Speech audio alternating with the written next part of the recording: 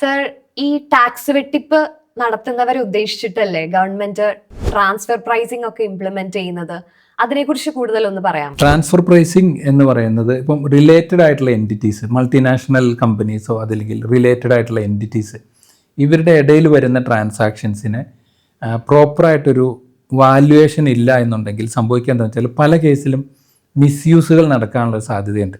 ഇതിനെ തടയിടാൻ വേണ്ടിയിട്ട് പല രാജ്യങ്ങളിലെയും ഗവൺമെൻറ്റുകൾ കൊണ്ടുവന്നിട്ടുള്ള ഒരു സംവിധാനമാണ് ട്രാൻസ്ഫർ പ്രൈസിംഗ് എന്ന് പറയുന്നത്.